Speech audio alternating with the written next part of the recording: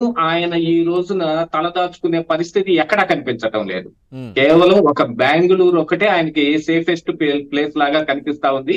ఇటు హైదరాబాద్ లో ఉన్న లోటస్ పాండ్ కావచ్చు, తాడేపల్లిలో ఉన్న ఈ మొన్నటి వరకు ఉన్న ప్యాలెస్ కావచ్చు, ఋషికొండలో ఆర్భాటంగా కట్టుకుని ఆడికి మారిపోదాం అనుకున్నా కూడా ఆయనకి అది రాసి పెట్టలేదు. వాళ్ళ కుటుంబ సభ్యులందరూ వెళ్లి అక్కడ పూజలు జరిపించి జగన్మోహన్ రెడ్డి ప్రార్థనలు చేసి అక్కడ సుఖశాంతులతో ఉండాలనుకుంటే అసలు ఆ ఇంట్లోకి దిగే పరిస్థితే లేకుండా పోయింది. దీంతో పాటుగా ఇప్పుడు ప్రభుత్వం మారటం మూలాన ఈ శ్వేత పత్రాలన్నీ రిలీజ్ కావటం మూలాన ఆయన ఒకంత అభద్రతా భావంలోకి వెళ్ళిపోయారు. దీంతో పాటుగా ఇక్కడ తాడేపల్లిలో ఉంటేనో లేకపోతే హైదరాబాద్ లోటస్ పాండ్ లో ఉంటేనో అరెస్ట్ చేయడానికి మెండుగా అవకాశాలు ఉన్నాయి. ఎందుకంటే తెలుగుదేశం పార్టీతో కలిపిన కూటమి ప్రభుత్వం ఆంధ్రప్రదేశ్ రాష్ట్రంలో ఉంది.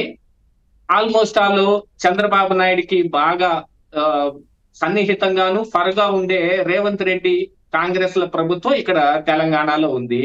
అరెస్ట్ కి ఇంతకు ముందు రఘురామకృష్ణరాజు విషయంలో మనం చూసాం. అప్పుడు టిఆర్ఎస్ అధికారంలో ఉండే అదే బీఆర్ఎస్ ఇక్కడ అధికారంలో గౌతమ్ గారు మీరు అంటున్నట్టుగా చంద్రబాబు నాయుడికి అనుకూలంగా అంటే సన్నిహితంగా అని కాదు, కానీ ఇక్కడ ఆయన మిత్రుడు, ఆయన రాజకీయ గురువు అని చెప్పాలో ఏంటో తెలియదు, కానీ కేసీఆర్ గారు అధికారంలో ముందుగా, సో అందుకు ఆ భయం ఇక్కడ ఆ అధికారంలో లేరు. దానితో పాటుగా ఏంటంటేనండి, అప్పుడు వీళ్ళు చేసిన పనులన్నీ ఇప్పుడు రిటర్న్ వాళ్ళకే తగులుతున్నాయి. రఘురామకృష్ణరాజు గారిని అరెస్ట్ చేసినప్పుడు ఉన్న పరిస్థితుల్లో చూడండి, ఒక పక్క స్టేట్ నుంచి పోలీసులు వచ్చి అలా ఎత్తుకొని కారులో నెట్టుకొని మరి ట్రావెల్ చేసి తీసుకెళ్లారు.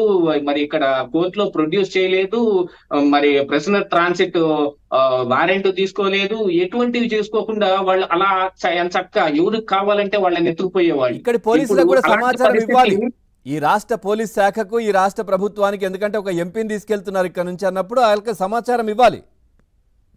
ఆయన విషయంలో చాలా తప్పిదాలు జరిగినాయి. యాక్చువల్ గా మరి ఇందులో మరి ఎంపీని అరెస్ట్ చేస్తున్నప్పుడు మరి లోక్సభ స్పీకర్ యొక్క ఇది తీసుకున్నారో లేదో కూడా తెలియదు. ఏం జరిగిందో అసలు మొత్తం మసిపూసి మారేడికాయ చేసి గందరగోళం చేసేశారు. ఇలా గందరగోళాలన్నీ జరగటం మూలాన ఇప్పుడు జగన్మోహన్ రెడ్డికి లేనిపోని భయాలన్నీ ఉన్నాయి. ఏమేం భయాలు ఉన్నాయి అంటే, అరెస్టు భయం ఒకటి, శ్వేత పత్రాలు అన్నిటిని రిలీజ్ చేసి ఏ రోజు అరెస్ట్ చేస్తారనే భయం ఒకటి. దాంతో పాటు రఘురామకృష్ణరాజు గారు మరి మొన్ననే కేసు కూడా పెట్టారు. ఏది ఆయన మీద జరిగిన అసాల్టు కస్టోడియల్ టార్చర్ మీద జగన్మోహన్ రెడ్డిని A3గా కూడా ఆయన పెట్టడం జరిగింది. సునీల్ కుమార్ కావచ్చు, లేకపోతే మరి సీతారామాంజనేయులు కావచ్చు, లేకపోతే మిగతా సిఐడిలో ఉన్న వాళ్ళతో పాటుగా జగన్మోహన్ రెడ్డి మీద కూడా ఆయన కేసు పెట్టారు. అందులోనైనా అరెస్ట్ చేసే అవకాశాలు ఉన్నాయి. వీటన్నిటికీ తోడుగా మరి అసెంబ్లీ సమావేశాలు స్టార్ట్ కాబోతున్నాయి. ఆ అసెంబ్లీ సమావేశాలని ఫేస్ చేసే ధైర్యం జగన్మోహన్ రెడ్డికి లేదు. 2014 నాడైతే ఆయన అసెంబ్లీకి పరిగెత్తుకుంటా వచ్చేవాళ్ళు. ఉన్న టైం అంతా ఆ పార్టీలో ఎవరెవరికి కేటాయించిన టైం అంతా వాళ్ళకేం అవసరం లేదు, మొత్తం నాకు ఇచ్చేసేయండి, గంటల తరబడి నేనే మాట్లాడతాను, ప్రజలందరూ నా మాటలు విని మంత్రముగ్ధులైపోయి నా తర్వాత నన్ను ఎన్నుకుంటారనే విధంగా ఉండేవాడు. ఇప్పుడు అలాంటి పరిస్థితి లేదు. ఆ ఉన్న 11 మందిలో ఈయన కూడా ఒకడు అనేది తప్ప ఈయనకేం ప్రత్యేకంగా ఈ ప్రతిపక్ష హోదా కూడా ఏం రాలేదు. ఆ వచ్చేదాన్ని కూడా ఒకవేళ కాలదన్నుకున్నాడేమో అనే అనుమానం నాలో ఉంది. స్పీకర్ నే నిందిస్తూ స్పీకర్ కి లెటర్ రాస్తే ఆయనకి ఈయన ప్రతిపక్ష హోదా ఎలా ఇస్తారండి? కానీ ఇదంతా ఒక బ్లేమింగ్ గేమ్ అన్నమాట.